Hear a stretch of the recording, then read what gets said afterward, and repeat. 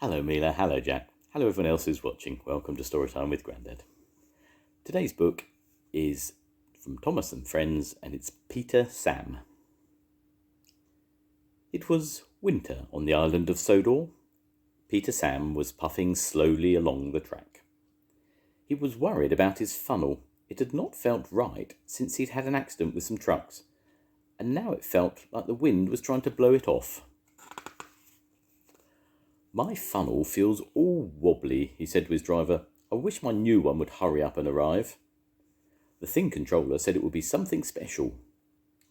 "You and your special funnel," laughed Rusty, Sir Handel and Duncan. They all liked Peter Sam, but his special funnel had become a bit of a joke. The winter wind grew stronger and rain lashed down on the engines.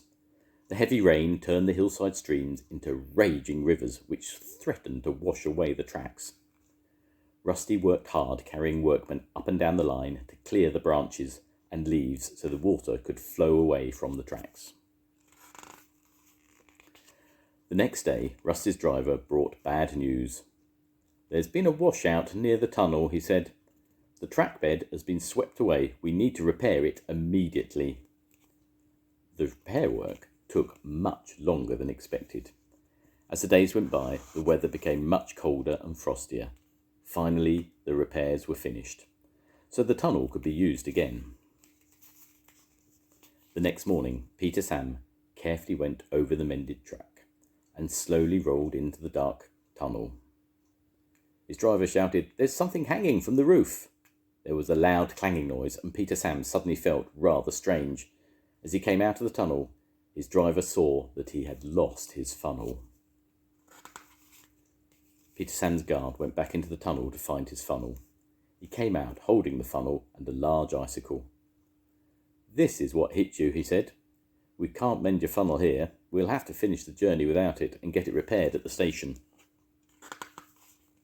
Peter Sam set off again, but without his funnel. Smoke billowed over the carriages and the passengers complained. At the side of the track, his driver noticed an old drain pipe. He wired it to Peter Sam to work as a funnel for the rest of the journey. Peter Sam was embarrassed. "I hope none of the other engines see me looking like this," he said sadly. But as Peter approached the station, Rusty and Sir Handel saw his drainpipe funnel. They burst into laughter and sang a song. "Peter Sam said again and again that his new funnel would put ours to shame, but he went into a tunnel and he lost his funnel, and now his famous special funnel's a drain." Luckily for Peter Sam, his new funnel had arrived that day. He couldn't wait to see it. But when his driver opened the parcel, he thought there had been a mistake.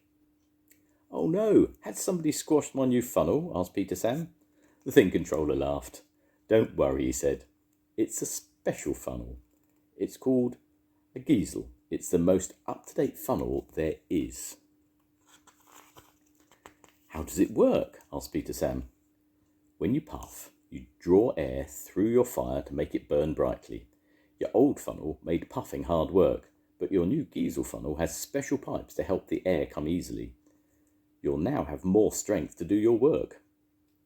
Peter Sam wasn't sure that he was going to like having the strange new funnel.